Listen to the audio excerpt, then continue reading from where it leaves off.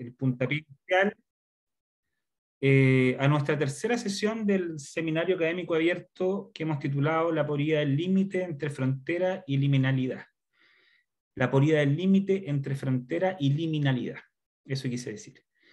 Contarles básicamente que los seminarios académicos abiertos han tenido una tradición más o menos contundente en los últimos por lo menos 3 años en nuestra facultad, donde hemos hecho seminarios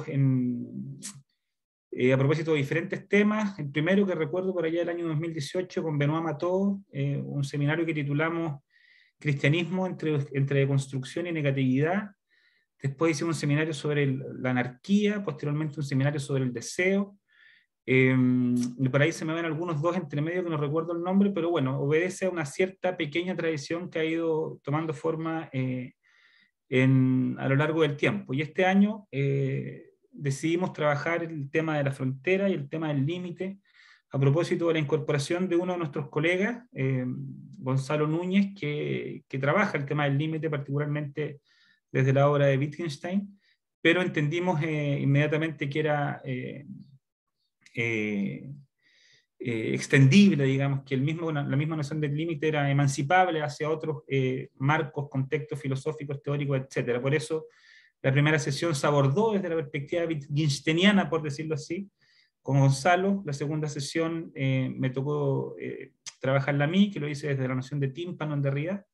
Y hoy día tenemos con nosotros a nuestra querida colega y flamante nueva constatación, la doctora Lorena Surí, que viene a reforzar este equipo.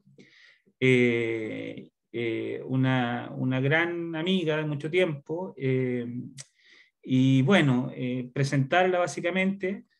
Ella es doctora en filosofía por la Universidad de París 8, tiene un postdoctorado en filosofía en la Escuela Normal Superior de París, es miembro investigadora asociada al LEX, el Laboratoire des études de genre et de sexualité, el Laboratorio de Estudios de Género y Sexualidad, asociada también a la Universidad de París 8, al CNRS de París y a la Universidad de Nanterre.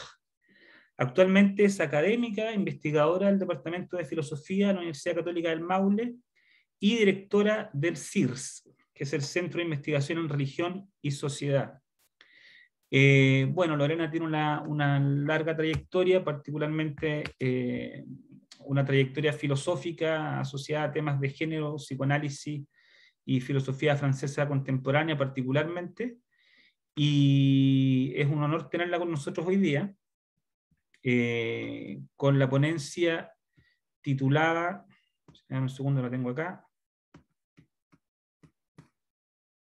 Límites de la diferencia, salir de la reserva. Así que muchas gracias, Lorena, muchas gracias a todos los que nos visitan hoy. Veo a Gustavo, también Gustavo Augusto, un viejo amigo por ahí. Encantado de verte, Gustavo. Y bueno, la palabra es tuya, Lorena. La metodología trata de una exposición de más o menos media hora. Y después tenemos media hora, un poco más para preguntas, intervenciones, observaciones, lo que ustedes consideran necesario proponer como intervención. Así que, bueno, sin más, Lorena, muchas gracias y adelante. Ya, gracias, Javierito, por la presentación. A ver, voy a correr esto que se me aparece como una cosita ahí, media incómoda. Bueno, yo preparé un texto, no muy breve, pero yo creo que va a responder a la media hora. Y bueno, voy a partir citándote, Javiera, a propósito para poder explicar un poco también la imagen del afiche, que yo había enviado varias imágenes, estaba como un poco confundida con respecto a qué imagen podía dar cuenta o aproximarse un poco al título que inaugura esta exposición, que es Límites de la diferencia, salir de la reserva. Entonces Javier a mí me hizo un comentario, un mail que me hizo mucho sentido, y desde ahí yo como que empecé a elaborar ideas. Y él me dice esto, te voy a citar, Javiera. Dice, había una imagen de una piedra, de unas piedras. Entonces me dice, me parece más expresiva la imagen de las piedras respecto de la idea de límite, al tiempo que también desarticula un pensamiento del límite mismo como linealidad. Y esa parte a mí me dejó ahí como bien. Las piedras se bordean unas a otras a partir de fronteras difusas, polimorfas, incluso a veces dejándose penetrar mutuamente. Me hace pensar que las fronteras son menos un asunto de hitos y más de sinuosidades que se organizan al ritmo de estructuras o discursos, que lo pone entre paréntesis, desequilibrados y sin destino. Más bien van tomando forma en su única y total experiencia con él o lo otro. A partir de eso, yo dije, wow, ya sé para dónde voy a enfocar mi intervención. Y bueno, y parto con una cosa bien vivencial en realidad, o sea, el propósito de una reflexión sobre la diferencia y sobre la reserva, nace de una inquietud que yo vengo trabajando desde prácticamente mi tesis de licencia, y que se materializó en términos más concretos y no solo especulativos con el magíster de género que hice en la Universidad de Chile. Y es la noción de diferencia, particularmente trabajada, que yo la trabajé, la vengo trabajando de ahí, en la obra de Hegel, específicamente en la ciencia de la lógica, en el primer tomo titulado La lógica objetiva, del segundo libro, y que lleva por nombre La doctrina de la esencia. Ahí Hegel examina la categoría de diferencia a través de diversos niveles de profundización. Desde este punto de vista, la lógica que mueve la categoría de diferencia es fundamentalmente ontológica y tiene relación con la categoría de identidad. Ahora bien, si esto lo situamos en la perspectiva de género, sugerir la posibilidad de pensar el género desde una diferencia ontológica puede y ha suscitado una fuerte resistencia en los mismos estudios de género, y no sin una contundente justificación argumentativa y teórica. En efecto, lo pude advertir durante mi proceso de formación en el magíster cuando se planteaba el rechazo a todo esencialismo por tratarse de una naturalización del binario masculino y femenino. Sin embargo, durante mis lecturas de diversas autoras siempre me surgió la pregunta por cómo se estaba comprendiendo la ontología, es decir, cuáles eran los soportes por medio de los cuales se apoyaba el principio fundador y organización de los opuestos, que a su vez descansan en una metafísica del ser como uno consigo mismo. Evidentemente, esta caracterización de la ontología, pensada desde el ser como uno consigo mismo, mantiene la lógica de los opuestos, en cuanto binarios que ya la tradición filosófica había instaurado mediante los sintagmas conocidos como materia-forma, identidad-diferencia, activo-pasivo, forma-contenido, presencia-ausencia, unidad-diversidad, universal-particular, mente-cuerpo, etc. Unidades sintagmáticas que se han desplazado y han reforzado la clásica frontera entre naturaleza y cultura. Y desde ahí una noción de diferencia que, siguiendo a Alenka Supancic en su artículo titulado Diferencia sexual y ontología, del libro compilado por la Begoña Sáez, una muy buena amiga mía, llamado Ser para el sexo, Alenka dice que la ontología y el concepto de diferencia solo se comprende desde un esencialismo estático, propio de una noción de ser uno y masculinizado. Visto este sucinto panorama, y vivencial también, lo que voy a hacer a continuación, primeramente, es cotejar algunas teorías de género que han analizado el funcionamiento de la noción de diferencia respecto a una ampliación metodológica de la así llamada diferencia sexual, con el fin de problematizar el modo de comprensión de la diferencia y sus límites.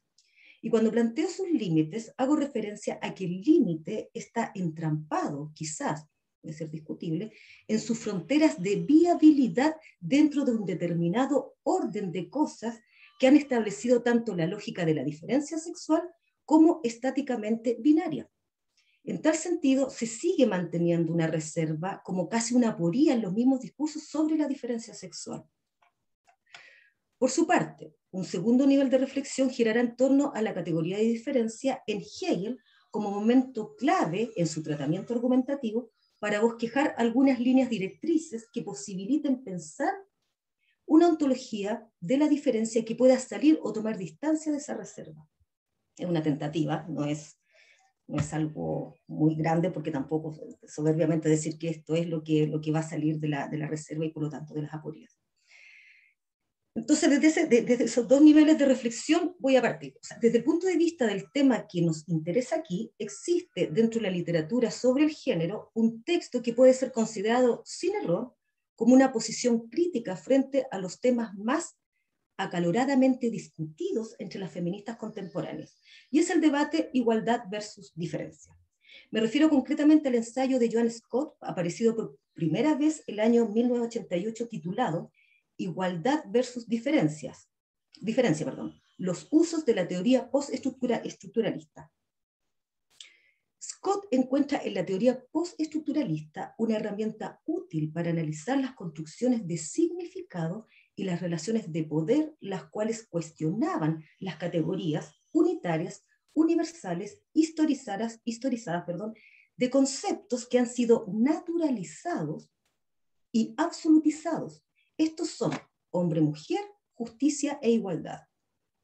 Ahora bien, no me detendré en la primera parte del ensayo dirigido a la discusión de conceptos usados por la corriente postestructuralista, a saber, lenguaje, discurso y deconstrucción, más o menos a grandes rasgos.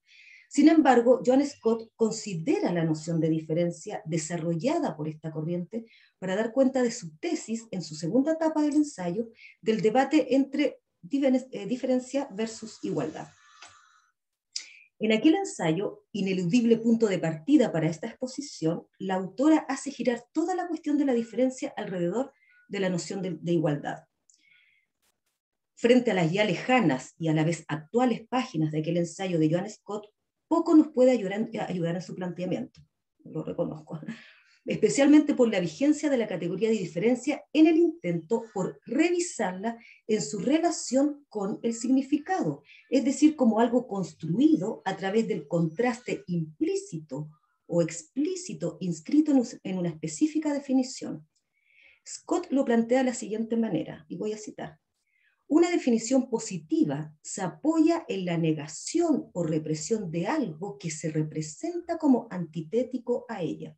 En consecuencia, dirá la autora, cualquier concepto unitario contiene de hecho material reprimido o negado y es establecido en oposición explícita a otro término. Fin de la cita. La propuesta que subyace a Scott es intentar descubrir o desmantelar los significados encubiertos y no descubiertos, ya que en el contenido de ellos, o sea, de los significados, existen negociaciones y oposiciones que operan en contextos específicos. Así, en el discurso patriarcal, la diferencia sexual, es decir, la oposición masculino-femenino, sirve para codificar o establecer significados por medio de los cuales la misma significación de género se va articulando con tipos de representaciones culturales que van organizando las relaciones entre hombres y mujeres como oposiciones fijas.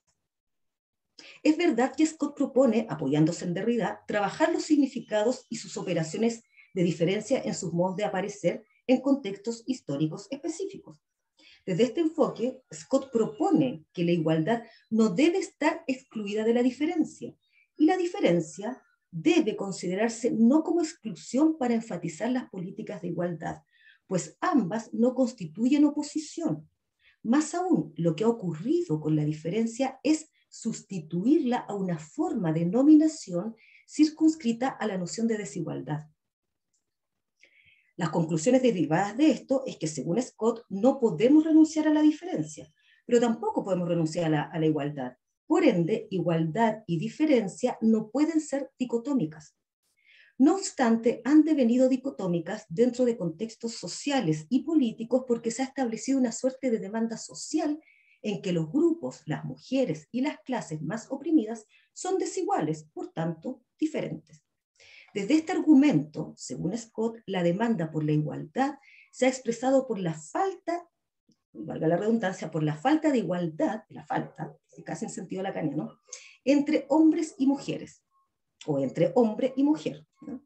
Ahora bien, se puede advertir en Scott una propuesta alternativa a la construcción binaria de la diferencia sexual, y que no es la identidad, sino la diversidad femenina en contextos de experiencias diferentes en las cuales la igualdad no sea construida como dos lados de los opuestos binarios, pues así ella, o sea, la igualdad, ocultaría el múltiple juego de las diferencias. De lo que se trata, por el contrario, es indagar en las diferencias entre sexos y las formas en que éstas funcionan para reprimir las diferencias entre grupos de género.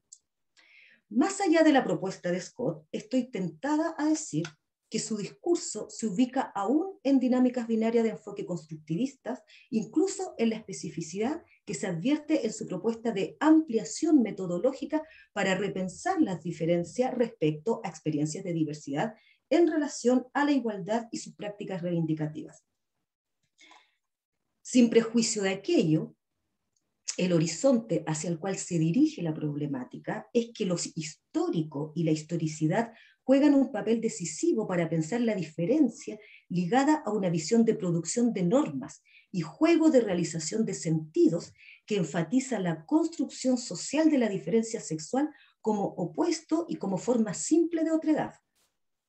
Por su parte, Jessica Benjamin, en su artículo Igualdad y diferencia, una concepción sobreinclusiva de la constitución de los géneros, consagra su reflexión también en torno a una crítica de los opuestos entre diferencia e igualdad. Sin embargo, la especificidad de Benjamin apunta hacia un enfoque psicoanalítico para pensar los procesos de identificación que implican hacerse cargo de la categoría de identidad. Para ello, Benjamin intentará establecer un puente entre estos opuestos, entre estos supuestos opuestos, proponiendo una idea de diferencia en el sentido de que se es distinto, pero sin renunciar a la igualdad. De suerte que la categoría de identidad se ha incorporado a los estudios contemporáneos de la diferenciación de los géneros en cuanto, y la cito, equipara la diferencia con el límite entre las identidades. No obstante, esta concepción de la diferencia ha sido criticada también en el pensamiento feminista, que si bien en algún momento se recogió, pero después se criticó, ¿ya? En el pensamiento feminista, el cual prefiere una noción de diferencias múltiples e identificaciones inestables. Desde esta perspectiva, para ir más allá de un discurso de opuestos, es necesario algo más plural, descentrado, que aquello implícito en el simple eje igualdad-diferencia, que no es sino una diferencia. Más aún, la idea de una diferencia, aunque sea singular, remite a un límite divisorio, el cual demarca que a uno u otro lado de dicho límite existan identidades. Sin embargo, en cada uno de los lados opuestos se produce una homogeneidad con cada uno de aquellos que se encuentran en ese lado. Desde esta lógica, la identidad aparece como destino igualitario, es decir, lo igual tiene que identificarse solo con lo igual y reconocer una diferencia significa respetar el límite entre lo que uno es y lo que uno no puede ser. En consecuencia, se inscribe una identidad genérica, la cual conlleva a una inevitabilidad, una coherencia, una uniformidad que contradice incluso las concepciones psicoanalíticas de la fantasía, el deseo, la sexualidad y el inconsciente. Esto ha conllevado una suerte de identidad reificada como cosa y como resultado, que para Benjamin ha apuntado a una complementariedad de los géneros. Por el contrario, según Benjamin, esto no es lo mismo que la identificación, entendida esta última como proceso psíquico interno que no tiene que ver con una complementariedad. En este ejercicio del proceso es importante destacar el transcurso de asimilación de las diferencias y de aprender a conocer la diferencia que no privilegia la diferencia con pretensión de universalidad. Estas tensiones entre igualdad, diferencia y ahora relacionada con la identidad, en cierta medida se ponen de manifiesto si atendemos a la cuestión de la constitución del sujeto como sujetos de sexo, de deseo y de género. Tema que ineludiblemente lo desarrolla Judith Butler en un capítulo titulado bajo el mismo nombre del ya clásico libro El género en disputa. Lo que se plantea ahí, en ese capítulo, es una crítica a la búsqueda de una cierta identidad en la categoría de mujeres, basada además por la búsqueda de un sujeto del feminismo, cuyo campo de inscripción sea a partir de una representación política y lingüística, es decir, la producción de un lenguaje propio que defina a ese sujeto del feminismo. Ya Butler estaba en una posición crítica al respecto al declarar dicho sujeto del feminismo como una formación discursiva, y ustedes, como se sabe, Butler apoya sus tesis mediante la noción de performatividad para volcar, por decirlo de alguna manera, esta identidad inscrita en el sujeto del feminismo en cuanto identidad común y en general es la noción de sujeto con todas las consecuencias filosóficas, epistemológicas y ontológicas que ya sabemos. Del mismo modo, Butler avanza su reflexión para problematizar otro binario de opuestos, inscritos en la categoría de diferencia, y es el dualismo del sistema sexo-género, o como ella lo señala en el capítulo siguiente, la matriz heterosexual. El punto de arranque de Butler habrá de ser la puesta en tensión en dicha matriz o binarismo sexo-género de una relación mimética entre sexo y género, y que plantea otra serie de problemas que tienen que ver con el supuesto de lo dado del sexo y lo construido del género, lo que otorga no solo un cierto determinismo de significados, sino también un límite en estos análisis discursivamente condicionados dentro de los términos de un discurso hegemónico de significación unívoca apoyado en estructuras binarias y unitarias dentro del lenguaje. Butler comprende claramente la necesidad de un replanteamiento de la economía significante de los binarismos, como también de lo unitario determinado bajo estructuras, y digo estructuras y no dinámicas, epistemológicas, ontológicas, lógicas y que por lo tanto son falocéntricas.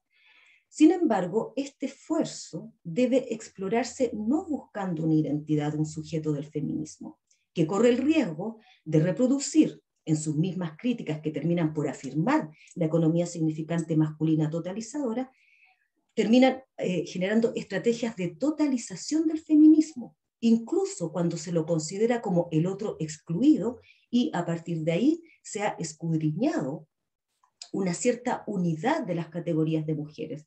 Estos mismos lineamientos se ven en otro artículo que trabaja Judith Butler, que no lo voy a desarrollar, pero que es un texto, un capítulo, o sea, un título que habla sobre variaciones sobre sexo y género a propósito de las teorías de Monique Wittig, Simone de Beauvoir y Michel Foucault. Pero no lo voy o sea, lo nombro, pero no, por el tema de extensión no lo desarrollé, o sea, no lo trabajé, o sea, no lo voy a explicar. Entonces, dadas estas tres referencias teóricas, voy a avanzar mi reflexión ahora, considerando el segundo nivel de análisis con respecto a Hegel. En los dos primeros momentos del capítulo segundo, llamado Las esencialidades o determinaciones de reflexión de la doctrina de la esencia de su lógica, Hegel da cuenta de la identidad como primer momento. Digo los momentos porque son momentos en el proceso dialéctico, no es que sea un primero, pero identidad como momento, la diferencia como otro momento, y el tercer momento, por decirlo de alguna manera, es el momento de la contradicción. Cabe destacar que la lógica hegeliana es una lógica de la esencia, no del ser. Y eso hay que rescatarlo. Lo voy a explicar por qué. La esencia en Hegel no es un ser estático, es un siendo. Por tanto, es pura negatividad. Es decir, va siendo a través de su otro, de sí mismo. Claro está que esto se comprende en el dominio lógico. Por tanto, si la lógica es de la esencia, esto se traduce en términos lógicos de la siguiente manera. Cuando las operaciones del pensamiento cambian, cambia lo pensado. Y esto se puede expresar en términos de género, como la posibilidad de arranque del binarismo o de la lógica de la mismidad de lo uno, es decir, del ser uno fijo. Del mismo modo, en la lógica de la esencia, lo que hay de identidad o de idéntico, por ejemplo en mí, es que soy diferente. Luego, la identidad es diferencia porque si la esencia es puro siendo, vamos siendo, ¿no? Y esto es siempre negatividad, entonces es diferencia. Dicho de otro modo, es la identidad de una diferencia en acto de ser otro de sí, y esto es un constante cambiar y un constante repensarse. Por lo tanto, pone en marcha, pone en movimiento las categorías fijas y los opuestos y los binarios, ¿no? Identidad-diferencia, cuerpo-mente, etc. En Hegel, por eso Hegel en la ciencia de la lógica, en la doctrina del ser, él se hace cargo de toda la tradición filosófica de Aristóteles, cómo han pensado el ser, y él propone en la doctrina de la esencia su propia concepción, su propia ontología de lo que significa la esencia desde el punto de vista de la dialéctica y particularmente del concepto de diferencia. La doctrina de la esencia es el momento de la diferencia dentro de todo el sistema de la lógica. Está la doctrina del concepto, que es la contradicción, está la doctrina del ser, que es como la afirmación. Entonces la doctrina de la esencia es la negatividad y por lo tanto es la diferencia del ser y del concepto. Retomo. En Hegel la diferencia tiene dos momentos, además. Ahora voy a entrar de lleno en las diferentes profundizaciones del concepto de diferencia en Hegel. En Hegel, la diferencia en Hegel tiene dos momentos, que son la diversidad y la oposición. Ahora bien, cuando se habla de diversidad, entonces se está hablando de los opuestos de igualdad y de desigualdad, como dos momentos de la diversidad. En efecto, la diversidad es lo no diferente de la diferencia. Sería algo así como la exteriorización de la diferencia en cuanto a un modo de parecer, ficción, de la diferencia en forma quieta, estática. Uno lo puede ver a propósito de los discursos de la diversidad y la diferencia. Y bueno, y ahí también se puede ver un entrampamiento, porque se está planteando un concepto de diversidad desde el punto de vista que estoy leyendo desde Hegel, como un modo de parecer, no de ser, es como un siendo, ¿no? Un como sí, digámoslo así, de la diferencia, pero que finalmente sigue siendo estático y por lo tanto sigue siendo la no diferencia de la diferencia, ¿no? Por su parte, cuando se habla de oposición a propósito de lo opuesto hombre-mujer y todos de los binarios que supuestamente son opuestos, entonces se está aludiendo a lo positivo y lo negativo, como dos momentos de la oposición. Ahora bien, la oposición en Hegel es el aparecer de la diferencia, no el parecer, pero es un aparecer de forma enfrentada, son opuestos. Por eso es oposición, lo cual contiene en lo positivo y lo negativo de forma enfrentada a la identidad, por un lado, y a la diversidad, por el otro lado. Esto es al ser uno, que en este caso tendría que ser el ser uno masculinizado, y el parecer de una diferencia, que finalmente también sigue siendo una diferencia quieta, como lo otro de la mismidad de lo uno. Seguimos los opuestos, dentro de la lógica de los discursos de la diferencia sexual. Esto demuestra una clara distinción no solo de categorías que se usan habitualmente, sino una distinción entre identidad e igualdad. Del mismo modo, la identidad de Hegel es un ser otro de sí en el sentido en que es ella misma en su permanente ser otro en ella misma. Esto significa que no es una identidad en el ser y como ser, porque es aquí que aparece como igualdad en el orden del ser. De lo que se trata es que la diferencia es una identidad como actividad diferenciadora. Es una diferencia en su diferenciar, y esto no es lo mismo que la desigualdad, como se podría pensar que la diferencia es igual a desigualdad, o como cuando dicen yo no crío a mis hijos, yo no hago diferencias, crío a mis hijos iguales, ¿no? Hay una confusión ahí, ¿no? Como que le tenemos miedo al concepto de diferencia, porque lo relacionamos con la desigualdad, y por lo tanto con la injusticia y todas las consecuencias categoriales que implica eso. Entonces, para ilustrar esto, en la racionalidad moderna, y por eso creo que hay una herencia también de eso, en la racionalidad moderna, el concepto de diferencia está connotada con la desigualdad. No es casual en ese sentido que autoras como Carol Paterman, en su texto El contrato sexual, así como Nancy Fraser, ¿no?, cuando habla de la razón patriarcal, y como Jen Salzman, que habla de la equidad de género, proponen desde la filosofía política el restablecimiento de una cierta equidad o igualdad, haciendo un trabajo de archivo, por decirlo de alguna manera, desde la modernidad y cómo se han legitimado las categorías mediante discursos en los cuales la diferencia, definida como desigualdad, operaba en contextos sociales y epocales situados, donde la mujer estaba en situación de desigualdad, sí, pero estaban pensando desde ciertas categorías que vienen del ser. Ahora bien, en términos lógicos, es como en términos históricos, ya como de dato, pero en términos lógicos, ¿cómo se piensa esto? La diferencia como desigualdad se podría formular de la siguiente manera. Un hombre no es una mujer. Y viceversa, una mujer no es un hombre. No solamente hay una negación ahí, sino que si un hombre no es una mujer, entonces hay connotaciones de desigualdad, porque somos diferentes. Entonces, por lo tanto, la diferencia se pone desde un punto de vista jerarquizado, ¿ya? Lineal, ¿ya? Y estático, ¿ya? Recto. Entonces ahí la diferencia opera, insisto, como desigualdad, porque se toma la diferencia, como digo, como esta linealidad y jerarquización. Ahora bien, en el orden ontológico del ser y no de la esencia, la diferencia es desigualdad. Así se ha tomado. ¿Sí? En el sentido que el diferenciar diferencia al ser del ser como un ser humano. Dicho de otro modo, en la ontología del ser, que creo que desde ahí está la lógica racional en la cual se piensa, no solo la crítica del feminismo, y con justa razón si se consideran todas las categorías de la diferencia de igualdad, de equidad, etcétera, dentro de una ontología de la mismidad, como igualdad y como uno, es decir, y por eso critican los esencialismos. ¿No? Desde ese punto de vista, la diferencia reside, desde la ontología del ser, reside y opera en lo diferenciado. O sea, se constituye como ser, lo diferenciado como un otro. ¿Ya? No como una diferencia interna de cada uno, sino que se pone como un otro diferenciado y por lo tanto desigual. ¿Ya? En cambio, en la lógica de la esencia, la diferencia es un diferenciar en el diferenciar, porque la esencia es negatividad y diferencia en sí, según Hegel. No es que la diferencia esté diferenciada, sino que es el diferenciar del diferenciar. Esto es un acto de diferenciar, un acto, ¿no?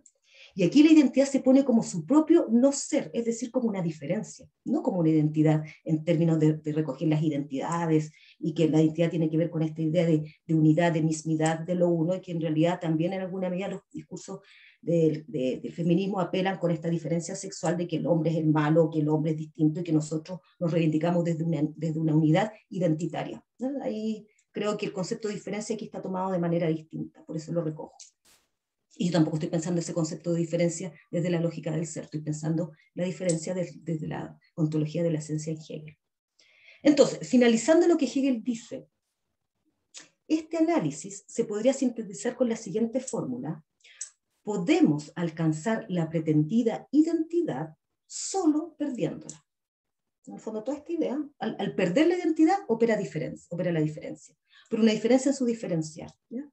Incluso me atrevo a invertir su fórmula diciendo que solo se intenta acceder a alcanzar la diferencia sexual perdiéndola en el momento en que se sigue permaneciendo en la identidad desde la ontología del ser. Y es ahí que veo la reserva, ¿ya? Y veo que hay una tautología. Por último, la idea de salir de la reserva debería pretender ser el horizonte de encuentros que permitan salir de este orden de cosas que ha llegado a sus límites de viabilidad. Pero también abandonar la reserva es una forma de pensar libre de lealtades, dar paso al agotamiento de los enunciados, intentar parasitar sus producciones que no solo han modelado el pensamiento, sino que, citando a Supansik, han creado lo que modelan. Y esto, a mi modo de ver, es una manera de dar forma en un movimiento que vaya tomando forma, deformando también mediante inclinaciones, y pienso el concepto de inclinación desde Adriana Bacarero, que tengo el libro acá que se llama Inclinaciones Políticas no, se llama Inclinaciones, ¿cómo se llama? Acá está. Inclinaciones críticas a la rectitud, pensando desde la geometría que lo recto también ha operado desde el concepto de diferencia, como algo que divide, ¿eh? Por un lado o por el otro. Identidad, diferencia. La diferencia, entre la diferencia sexual. ¿Eh? Entonces, la inclinación permite la oblicuidad y por lo tanto permite fisurar y darle otro giro al concepto de diferencia, no como rectitud.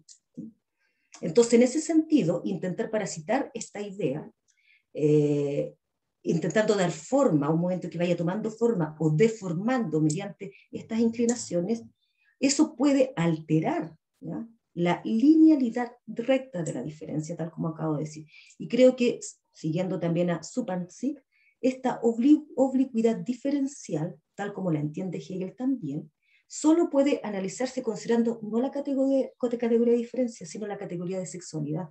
Y estoy pensando en el concepto de sexualidad como la sexuación tal como lo plantea Lacan, desde el punto de vista de lo real. ¿No?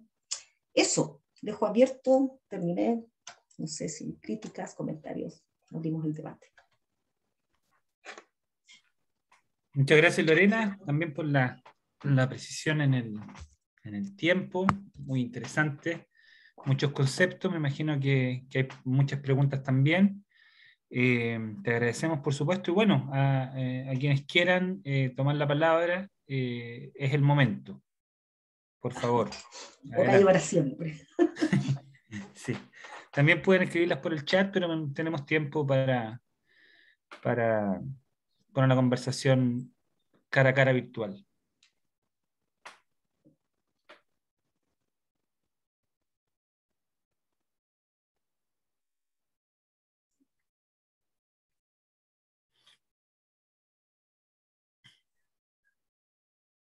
Bueno, yo abro los fuegos entonces sin los fuegos Pero amigos. mira, hay una.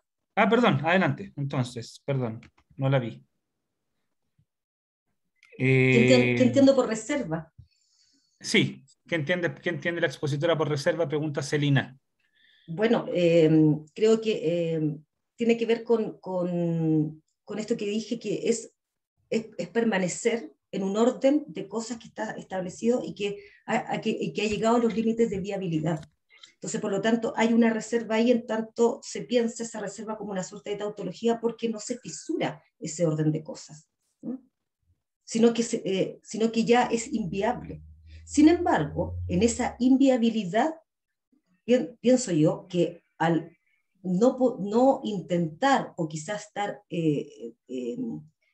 entrampado en este concepto de diferencia y, bueno, y de los discursos de género y de la diferencia sexual, finalmente hay una conveniencia, creo yo, y hay una suerte, conveniencia en el sentido de que uno se siente reservado de abrir debates o trabajar temas de diferencia sexual, y particularmente de este binarismo de género, ya de sistema sexo-género, para seguir prácticas reivindicatorias en términos de también seguir reproduciendo discursos de dominación.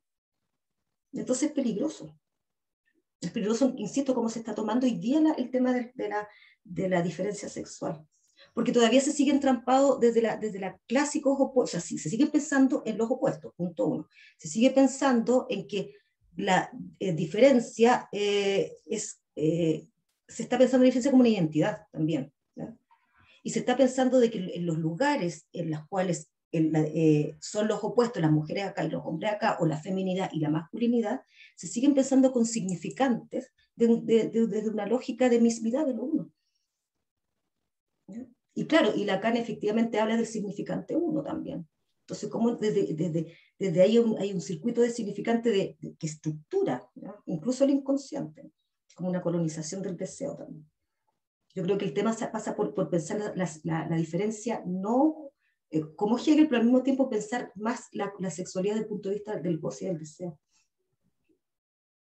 donde no está determinado, porque si no se sigue cayendo en los discursos también, y los discursos son los que han sido prácticas constructivistas. Entonces hay una reserva ahí, que incluso puede ser peligrosa, pero también conveniente.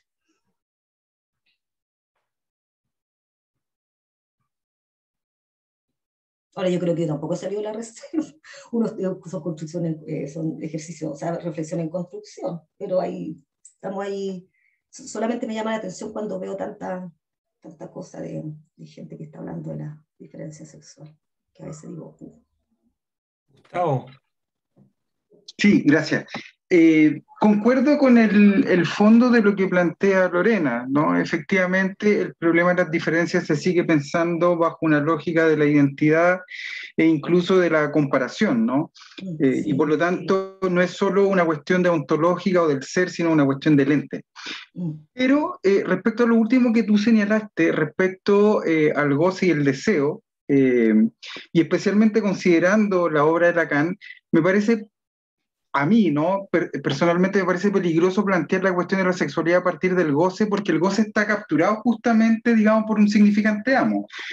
El problema es que el sujeto, digamos, que padece su goce o que lo vive, que lo experimenta, no logra dar cuenta, digamos, de la articulación justamente de ese significante, ¿no? Entonces ese significante lo gobierna a pesar, digamos, de cualquier otra circunstancia. Cuestión distinta que puede ocurrir efectivamente con el deseo, pero eso implica también hacer todo un trabajo de desmantelamiento respecto de la noción de deseo, si la entendemos como falta, como producción. Y eso implica obviamente contraponer la posición de Lacan, que sería la de la falta, respecto de la posición más deleuziano-guattariana respecto a la producción. Ahora, Derrida, por otra parte, tendría otra forma de enfrentar esa cuestión en Glas con la lógica de la orfandad, ¿no? Cuando se pregunta si efectivamente el deseo podría tener, digamos, algo que ver con una estructura de la orfandad, ¿no? Y yo creo que tal vez, me parece que por ahí podría abrirse un flanco que permita esto sin reserva, porque efectivamente ya implica una objeción a la figura del padre, implica una objeción a la figura de la erección, ¿no? Derrida trabaja muy bien ahí, una cuestión que no es la anti-erección, sino la ante-erección, pero eso implica una explicación súper larga, por qué ante, ¿no? Y por cómo se escribe, en fin. Pero creo que lo que subraya es muy importante, ¿no? Como trasfondo, tener cuidado justamente con los usos de la diferencia, cómo hacemos uso de la diferencia. Pero también ahí tendríamos que tener cuidado con los usos que hacemos del goce y de otros elementos, ¿no? Sí, claro, claro. Yo no, si te encuentro razón. De hecho, Lacan efectivamente también está atrapado en el significante uno y es como un significante amo. Y cuando él habla de esta idea que incluso aquí en esta autora que me gusta mucho, que habla de una ontología de la diferencia sexual y por eso creo que es interesante. Claro, ella plantea, y es lacaniana, y dice efectivamente que Lacan lo que hace es, eh, es pensar o sea, que él también está hablando de este uno, pero finalmente el concepto del significante binario es precisamente la falta. Porque como dice, como Lacan dice que Lacan plantea el significante amo como el significante uno, y precisamente, bueno, según la lectura de esta autora, yo ahí como que tendría que revisar un poco más a Lacan, entonces efectivamente esa es la concepción de falta que dice la autora con respecto a que lo que falta, por eso hay un significante uno, porque falta efectivamente el significante binario, y como no hay un binario, entonces hay un uno, entonces efectivamente, claro, evidentemente que el goce es el excedente, ¿ya? Bueno, un poco la lectura de Zizek con respecto a eso. Entonces yo, claro, podría decir de que, y desde las feministas que son psicoanalíticas, que trabajan el psicoanálisis, plantean que a partir de ese lugar de excedente, como el no todo en la fórmula de la sexuación, ahí uno podría ver de que es posible pensar de otro modo la sexualidad como, claro, como lo real y por lo tanto como lo imposible de simbolizar. Y en ese sentido, la mujer funciona como el goce, la feminidad, no la mujer, como significante. ¿Ya? Claro, efectivamente que el tema del deseo es distinto en Lacan, porque Lacan habla del deseo en términos de que está en el orden de la demanda, no de la necesidad ni del goce, en el orden de la demanda, y por lo tanto está en el orden de la ley. Pero sí, hay que ver ahí las revisiones, porque también Lacan lo que hace con el goce y sobre todo con el concepto de pulsión, ¿no? En diferentes episodios lo trabaja de diferentes maneras. Entonces, incluso el concepto de lo real, porque en algunas partes habla de lo real ligado al goce y en otras partes habla de lo real ligado a la falta, digámoslo así, pero la falta también está ligada con el goce. Pero prácticamente, o sea, yo lo que veo ahí interesante es que la sexuación, ¿ya? El no todo, que rompe la figura de totalidad del todo, del significante uno, ahí uno puede ver en esa ruptura un excedente y ahí está el goce, y ahí yo creo que es interesante cómo aborda la sexualidad, la sexuación más que la sexualidad, no la feminidad. Entonces, por eso digo, la diferencia sexual no tanto de feminismo, masculinidad, de esos opuestos, sino de la diferencia, pero de la sexualidad. Entonces, ¿cómo estamos entendiendo la sexualidad? Poner más el acento en la sexualidad. Y más que sexualidad, sexuación, ¿no? Como por ahí va la cosa. Antes de leer la pregunta de Abner, me gustaría sumarme un poco a esta discusión. Me parece súper interesante, no me la voy a dar de lacaniano a esta altura de mi vida, pero mi impresión, por lo que he podido leer, en el seminario, por ejemplo, el 72 y el 73, Lacan llama a algo así como la existencia de un goce puramente femenino, no un goce que va más allá del falo. Y en ese sentido, este goce sería más bien del orden del infinito. ¿Mm? Como un éxtasis, finalmente, místico. Y solamente la mujer podría experimentarlo porque no sabe algo sobre lo que es el goce propiamente tal, estructurado en términos culturales. Entonces, eso de alguna forma desajusta, desestabiliza finalmente la idea de goce como una pura posibilidad asociada al placer, sino como un goce más allá de lo puramente fálico. Y en ese sentido la mujer desarticula entonces, no sé si desarticula, pero por al menos tensiona la tradición respecto del goce puramente sexuado y lo lleva a un lugar, y en este sentido Lacan, mi impresión, ese seminario yo sí lo trabajé, Lacan raya en ciertas dinámicas junguianas, lo eleva a un nivel más bien místico, en el sentido de que no responde a una construcción cultural del goce. Bueno, no sé si quieren decir algo más sobre esto antes de darle la Sí, palabra a Abner. de Gustavo, hecho, hablando claro, un poco del tema de este desborde que dice que Lacan habla con esta cuestión mística, que en el fondo la mujer lo puede experimentar. Es interesante el trabajo que hace la Carla Alonso en su texto que se llama Escupamos a Hegel, ¿eh? Pero yo no me voy a detener en el capítulo de escupir a Hegel porque yo creo que hace una lectura más bien marxista de Marx sobre Hegel que de Hegel mismo, pero bueno, así con la dialéctica muy esclava y toda la cosa. Pero hay un capítulo que ella habla, que lo que yo te estaba contando a propósito de lo que estaba escribiendo la otra vez, de la mujer clitoriana y la mujer vaginal, ¿ya? Entonces, efectivamente, hay una construcción normativa del placer ligado a la reproducción en la mujer y ligado a la vagina, ¿ya? Entonces, y finalmente, como que hay un sometimiento claro, de la erección del hombre, que de la penetración, y de que finalmente la mujer termina sometiéndose al deseo del hombre.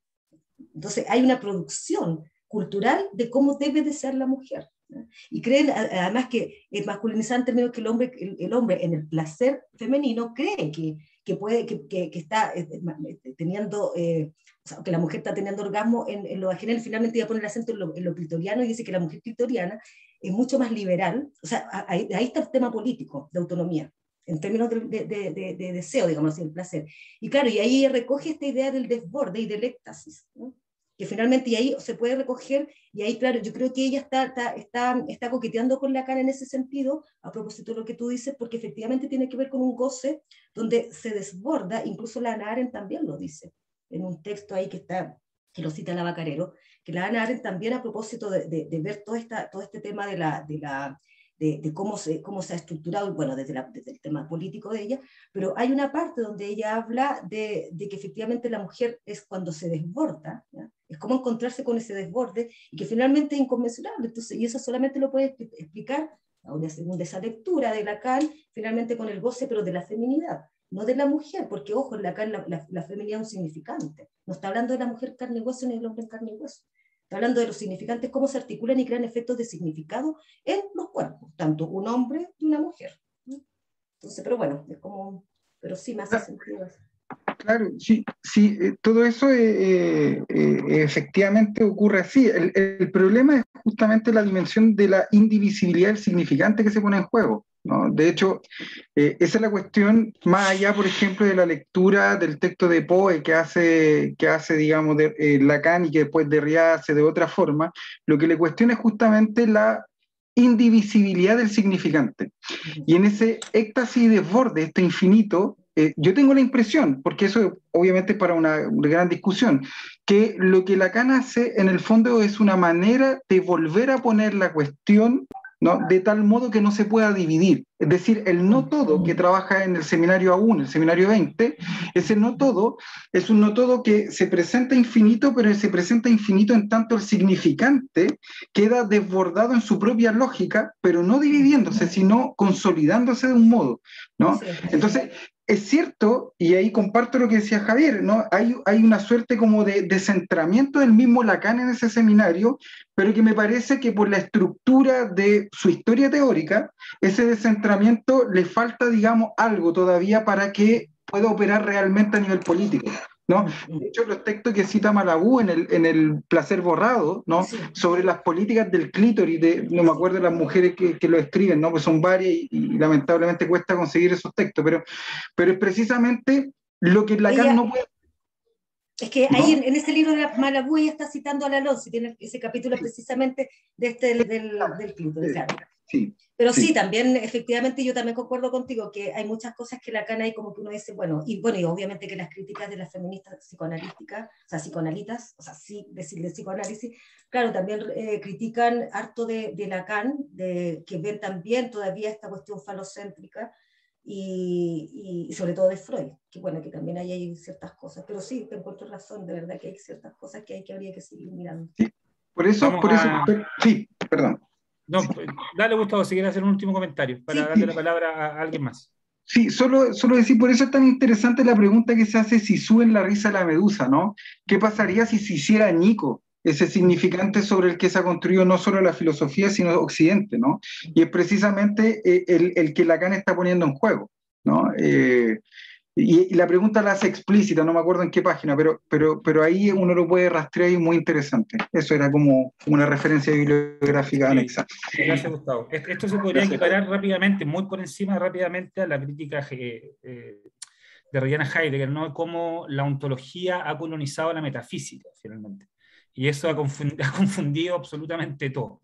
Bueno, pero bueno, Abner hace una pregunta acá, Abner Cheuquer, alumno nuestro del Magíster, dice, hola, me gustaría que volviera, si es posible, al comienzo, cuando reflexionó citando al profesor Javier sobre la frontera como piedra.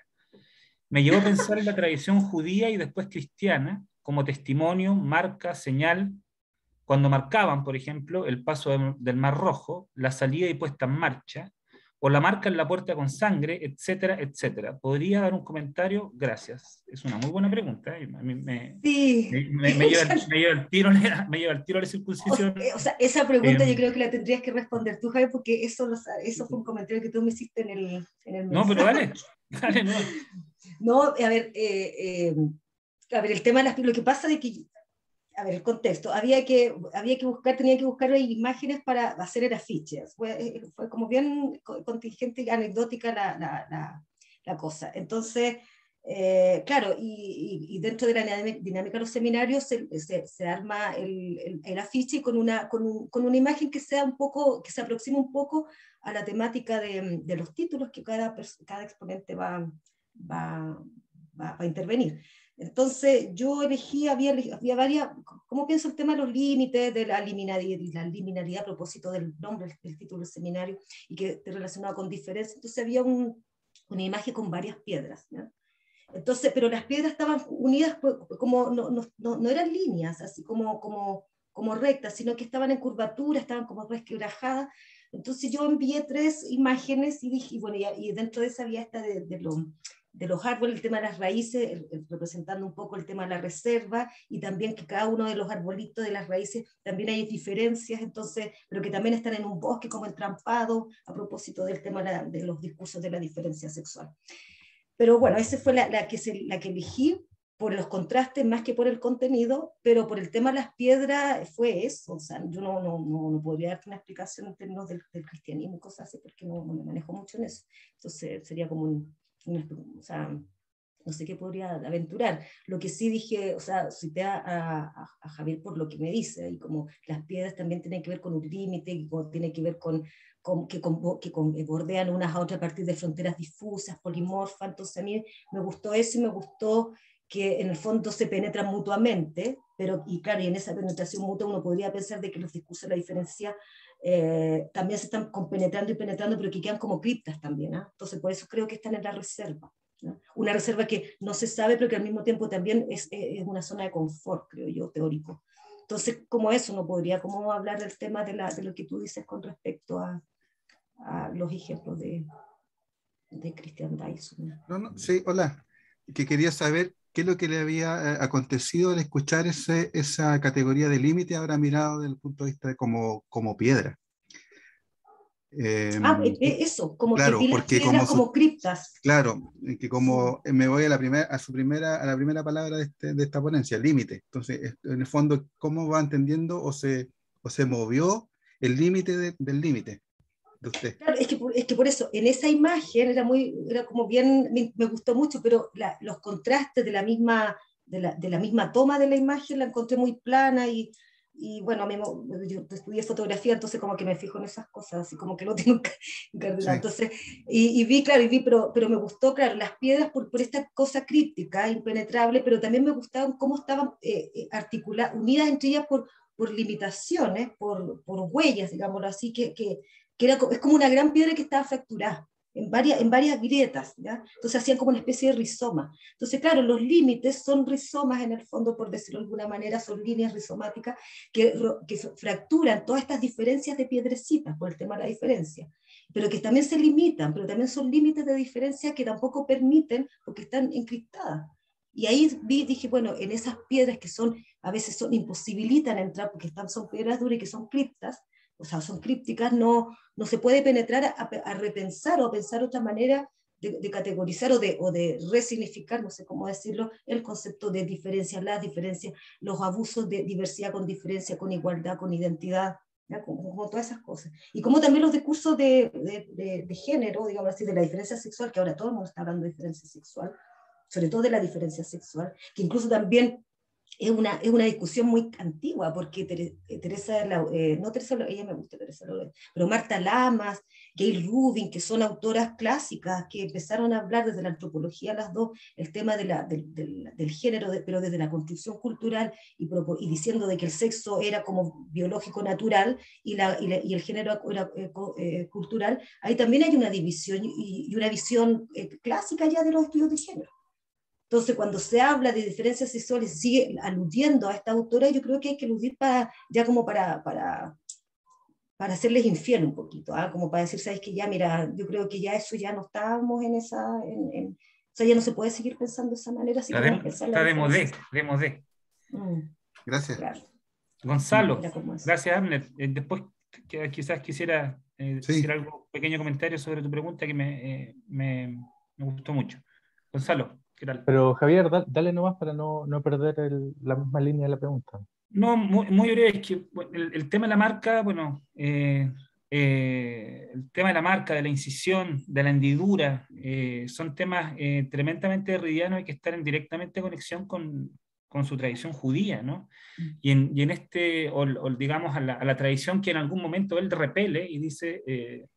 hay en el año 60 ya me perdí con los años, en un texto dice que, bueno, él de alguna forma reniega de su cultura judía, pero después en una entrevista, en el 96, con Birbaum, dice, no renegaré jamás de mi judeidad, ¿no? Haciendo la diferencia entre el ser judío y la judeidad, porque hay judeidades, ¿verdad? Entonces, toda esta tradición está más bien determinada por la marca y el archivo que se le imprime en la carne al momento de la circuncisión.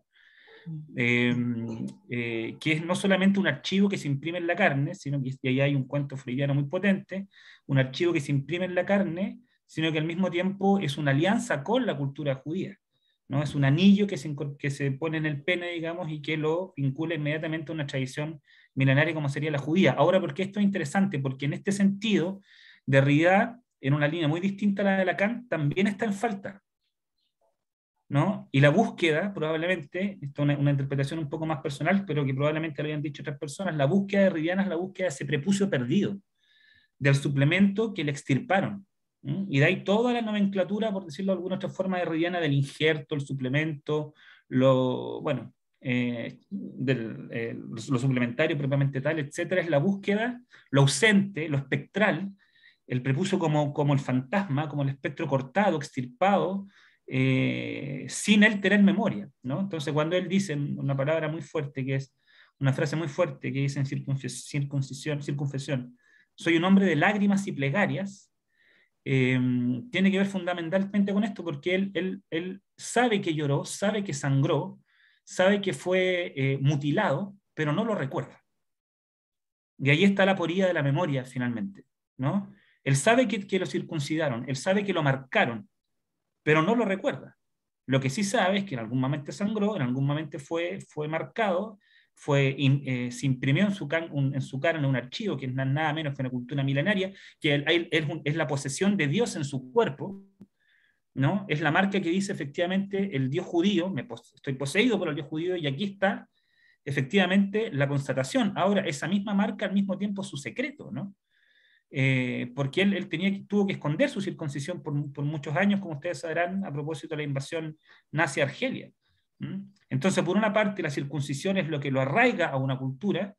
Por otro lado, y en segundo lugar, la circuncisión es lo que lo vincula a las lágrimas y a las plegarias, y a una memoria que no recuerda, pero que sabe que ocurrió. Y en tercer lugar, es su secreto. Y el secreto tiene que protegerlo, porque el totalitarismo de lo que se quiere apropiar siempre es de tu secreto, ¿no? Si tú mantienes a resguardo tu secreto, bueno, el totalitarismo no puede finalmente poseerte, por decirlo así, o arrebatarte ese secreto y exterminarte. Ahí viene la figura del marrano, etc. Bueno, pero ese tema a mí me gusta mucho, en Derrida particularmente, y no quería dejarlo pasar porque tu pregunta me llevó para allá, estimado Axel. Abner, perdón. Gonzalo. Ahí sí. Gracias, Lorena, por la presentación. Todo muy, muy interesante, un poco inabordable para mí, pero Mentira. te quería preguntar, en realidad, un poco si podrías tú profundizar desde tus ideas, desde lo que tú has estudiado a Hegel, también quizás desde las teorías de género, si podrías tú como filosofar un poco, darnos tus ideas sobre la noción misma de límite, un poco cómo la entiendes tú, cómo te sirve o no te sirve, en el sentido de que es una noción bastante metafísica, ¿no? La idea de un límite, la idea de una zanja a propósito, ¿no? De esto que está ahora en boga a propósito de Kast, ¿no? Esta idea de colocar una zanja, que es colocar un límite con una densidad metafísica que separa, ¿cierto?, entre unos y otros, ¿no? Entre el extranjero y los locales. Entonces, la idea del límite me parece, a mí particularmente me gusta, pero también es muy controversial por eso mismo, ¿no? Porque tiene una densidad ontológica muy fuerte de separar dimensiones de realidad, separar territorios, eh, pero al mismo tiempo, ¿cierto? El límite ni siquiera puedo decir como entidad, ¿no? Porque justamente un límite separa cosas, pero un límite no es en sí mismo una cosa, ¿no? Un límite, ¿cierto? Por ejemplo, si hablamos en objetos a partir de dimensiones espaciales, ¿cierto? Un objeto que tiene, qué sé yo, dos dimensiones, un plano, ¿cierto? Su límite, que son líneas, siempre tienen una dimensión menos, ¿no? O por lo menos espacialmente tienen menos dimensiones. Entonces un límite es siempre una entidad ontológica de segundo orden, ¿no? No, pese a que separa radicalmente territorios y zonas ontológicas, en sí mismo un límite no tiene un derecho de existencia por sí mismo. Siempre un límite es límite de algo, de otra cosa, ¿no? No es que un límite exista sin ser límite de otra cosa, ¿no? Entonces requiere, digamos, una dependencia ontológica para poder ser, ¿no? Y en cierto modo es accidental también, es accidental a la existencia de otra cosa.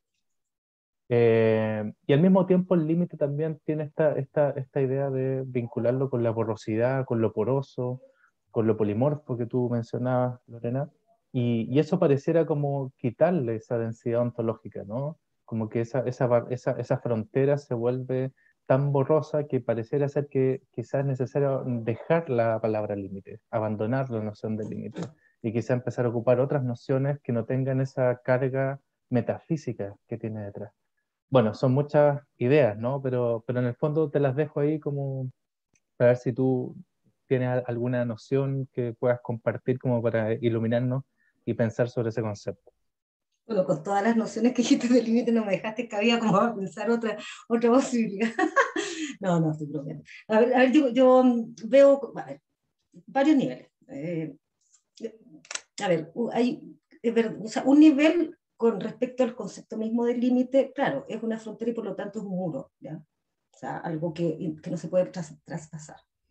Entonces, por lo tanto, llegar a un límite, llegar a un punto final, digámoslo así. ¿Ya? Entonces, y en ese sentido, claro, desde el punto de vista del título de mi intervención, estaba situado desde ese lugar el concepto de límites. ¿Cuáles son los límites de la diferencia en tanto de seguir pensando en esta idea de diferencia sexual? Y sobre todo el concepto de diferencia. ¿Cuáles son las limitaciones? ¿Qué limitaciones tiene o hasta qué punto se agota, ¿no? En su misma retórica, ¿no? El límite permite como que lo captura y ahoga, digamos así, este mismo concepto de diferencia. Entonces, en ese sentido, veo un nivel de ese tema de límite. Por otro lado, me gusta el límite porque también creo que el límite es transgresión, ¿no? Y si es transgresión, también estoy pensando el límite no como un lugar, ¿no? Por lo tanto, así como que tú decís que el límite es de algo, pero no tiene lugar porque siempre es de otra cosa. Yo creo que estoy pensando el límite, efectivamente, como tú bien dices, no como un lugar, pero sí como un paso y por lo tanto como una movilidad, ¿no? Y ahí lo veo súper dialéctico y al mismo tiempo plástico, así siguiendo la clave del Catherine Malabou, ¿no? Entonces, si finalmente el límite, la posibilidad también del límite es su propia posibilidad de transgredirse a sí mismo, entonces por lo tanto hay otra manera de ver, por ejemplo, el concepto de diferencia como una movilidad, y por lo tanto poner el concepto de límite no como algo estático, sino que como un limitar que se va transgrediendo, como un acto de limitar, pero no de limitarse en sentido de prohibirse, de limitarse de no permitirse, sino que precisamente un limitar que va en movilidad. Entonces, por lo tanto, permite esa transgresión.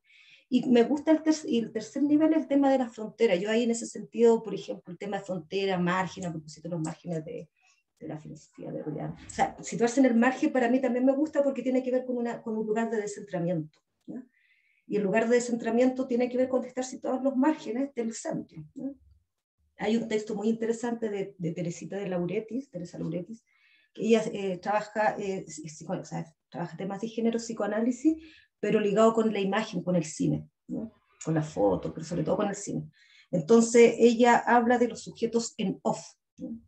Como off, que están fuera de escena, sujetos descentrados y por lo tanto degenerados. No degenerados y descentrados. Y esos degenerados y descentrados están en los márgenes. Entonces, otra manera de entender los límites. Entonces, como que por ahí veo ese tema, si uno podría pensar el tema de la cosa de la diferencia, y por eso mismo pienso que la diferencia la veo desde el punto de vista de Hegel, porque en Hegel la diferencia es pura negatividad, entonces es puro movimiento, es puro otro de sí. No hay identidad. Sí. La identidad se hurta, digamos. Es interesante eso que mencionas, ¿no? Como también pensar el límite como marginalidad y como esa idea de que un límite siempre concibe su propia transgresión, digamos. No puede haber un límite que no pueda concebir su propia posibilidad de deslimitación o extralimitación, de alguna manera. Y creo que, en cierto modo, claro, la metafísica tradicional, digamos, siempre ha pensado el límite de manera muy estática también, ¿no? Y me da la impresión un poco escuchándote que quizás Hegel puede ser una buena entrada como para descentrar justamente el pensamiento acerca de la idea del límite y lo periférico y desde el punto de vista de lo transicional que estaba mencionando. Y bueno, gracias Lorena, súper interesante. Gracias Gonzalo. Celina dice acá en el chat, por ejemplo, si tenemos que pensar la relación entre límite y reserva, ¿cómo sería? Desde Derrida se me ocurre vincular la reserva a la noción de arjé o arqué, y el límite como los lugares borrosos, últimos, marginales, liminales a la permisibilidad, la ley, etc. Ahora el tema es pensar de que si salimos de esa reserva, ¿acaso no pasamos a otra? ¿Ah? Sí, buena pregunta. Es que claro, yo creo que esta idea de reserva, uno podría pensar la reserva en términos metafóricos como un soporte, ¿eh? Un tiesto, digamos así, donde ahí reserva cosas y uno está ahí reservado. Y claro, salir de eso para entrar a otra cosa, sí, yo creo que bueno, si eso uno está como no es así como expuesto y sin tener algo en donde situarse como reserva, podríamos decirlo. Entonces, puede que uno se sale de uno, entra a otro. Ahora, no sé si esa cosa de salir y entrar, que tiene que ver con un adentro y un afuera, como que me complica en ese sentido, ¿no? Como pensarlo desde esos desplazamientos.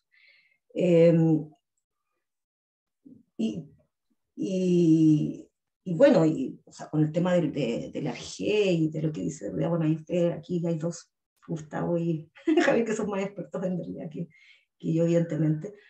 Pero es igual, en la otra parte, ahí yo no sé, tendría que revisar un poco más el tema del Arjé, tal como lo dice Derrida, que no sé si parece que está relacionado con el coral, o sea, no me acuerdo, pero... No, Arjé viene de lo arcóntico, de los arcontes en Grecia eran los que cuidaban los archivos, claro. Y los interpretaban, tenían una dimensión de guardadores y al mismo tiempo de hermeneutas, es decir, cuidaban los archivos y los interpretaban.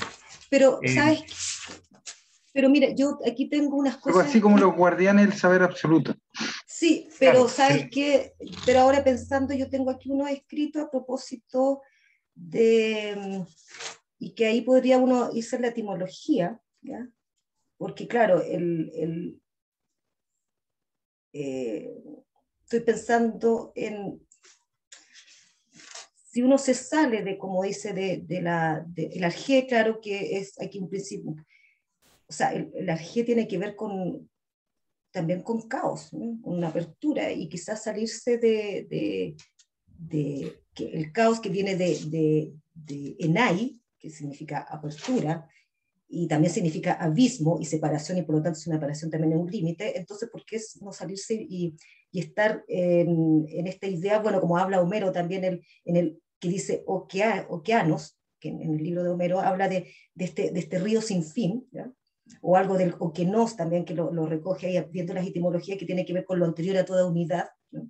Entonces salirse de la reserva también es salirse de la unidad, digámoslo así, y precipitarse, digámoslo así, a un caos, a un abismo, y que por lo tanto separación tiene que ver con ese abismo, y por lo tanto separación tiene que ver con ese límite. Si no hay límite y no hay, no sé si uno es posible salirse de esa reserva, y por qué no salirse y arrojarse o a veces uno vive esos momentos de abismo, de vivir cosas como anterior, no digo anterior cronológicamente y temporalmente, sino que anterior como originario, digámoslo así, que hay anterior a toda unidad, ¿no? Entonces, y ahí, claro, ahí ahí está el Grunz del fundamento, ¿no? Que habla, que un poco que se dice en alemán. Entonces, yo creo que uno a veces vive esas situaciones así. Y en esas situaciones de abismo, de caos, así como de crisis, que está relacionado con la crítica en términos etimológicos, entonces uno dice, bueno, sí, hay momentos que uno se sale de esas reservas, pero también el ser humano no le gusta ir la incertidumbre. Es como ahora estamos, por ejemplo, en el caos supuestamente político, y lo que dejó la pandemia era una sensación de incertidumbre donde no hay reserva. Y el ser humano tiende a juntarse y a tomar las reservas, que le quedan las reservas para poder sobrevivir, casi como una cosa de sobrevivencia. Y bueno, de repente pero en ciertas situaciones de la vida uno está viviendo cosas de caos, digámoslo así en sentido griego, de abismo, de separación, y llegar a este grum como fundamento sin fondo, ¿eh? Sin fondo, sin reserva. Y yo creo que a veces el ser humano lo vivimos en situaciones. Tenemos tiempo para dos intervenciones más breves, ojalá, pero bueno, adelante, Gustavo, tienes la manito levantada ahí. Sí, pensaba como a propósito de la pregunta del colega que se retiró, ¿no? Que no lo conozco. De Gonzalo. Sí, y a propósito de la respuesta de Lorena, ¿no? Otra forma, tal vez, de pensar la diferencia tiene que ver con la indiferencia, justamente, ¿no? Es decir, esa cuestión que está abriendo ahora Lorena con el abismo, ¿no? Que uno podría poner que está lo pre-originario, lo que está anterior, digamos, a la jerarquización entre, por ejemplo, el Arjé y el Stoikeion, ¿no? El principio y los elementos en el sentido democritiano, ¿no? Que van a ser elementos tanto en tanto átomo, pero como idea, que están dados a su propia divisibilidad. Implicaría también pensar la diferencia como una indiferencia, ¿no? La diferencia en tanto indiferencia. En tanto, cuando hay un límite y una frontera, a veces es difícil establecer, digamos, justamente con precisión dónde comienza y dónde termina el otro, ¿no? Y por lo tanto no hay ni adentro ni afuera. O la cuestión del adentro y el afuera se pone muy compleja. Hay un ejemplo muy lindo de Peirce, ¿no?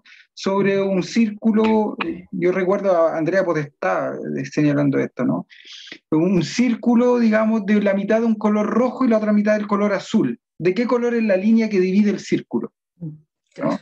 si uno amplificamos ese lugar donde se encuentran, ¿cómo definimos dónde empieza uno y dónde empieza el otro? Entonces, ¿de qué color es la línea, ¿no? Esa imposibilidad de dar la definición, ¿no? Justamente el límite ahí reaparece como aporía. Y tal vez la aporía está ligada justamente a ese abismo, a ese lugar de indiferencia, donde se supone que hay una separación, hay más indiferencia, o donde Derrida también decía, ¿no? A propósito de cuestiones políticas, ¿no? A propósito de Benjamin, ¿no? A veces uno está ligado a lo peor, sin quererlo, digamos, ¿no? No es que uno quiera estar ligado a lo peor, pero ¿dónde está el límite, ¿no? Claro, sí. Sí, qué bonito. También lo con la marca, ¿no? De la circuncisión, ¿no? Sí, interesante. También yo diría así como a la pasada nomás, que interesante sería hacer jugar a Kierkegaard en todo esto también, ¿no? Con la idea del salto de fe. Este vuelo ciego al fondo del abismo que uno no sabe, creer en Dios es básicamente un vuelo ciego al fondo del abismo donde tú no sabes si vas a encontrar algo que te reciba o no, simplemente el instante de la locura y de la decisión que Derrida toma muy fuerte. Allí también hay una idea de límite. Bueno, creo que da para mucho. Les agradezco muchísimo, Lorena, fue súper interesante. Sí, muchas gracias a todos ustedes por Levantaste mucho polvo. Gracias, Gustavo. Gracias, Abner. Gracias, Gustavo, también por tu a todos los que participaron. Un gusto verlos. Y bueno, se viene prontamente otro seminario, uno por mes, hasta diciembre.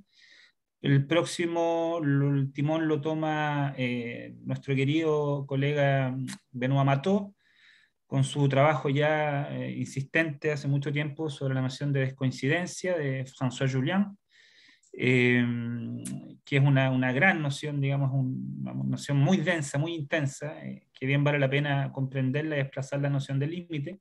Y terminamos en diciembre con Ana Paula Penchazadeh, colega argentina, que va a ser derridiana, digamos, también, pero que trabaja el tema de migración, del migrante, de la figura del migrante. No del fenómeno de la migración, sino de la figura del migrante en singular, ¿no? El migrante es el que migra e inmigra al mismo tiempo. Entonces, hay un juego también bien bonito. Así que un abrazo a todos, muchas gracias Lorena, súper interesante, y nos vemos, espero, próximamente, ojalá alguna vez cara a cara, y dándonos un abrazo. Que estén súper bien. Listo, gracias a todos, chao.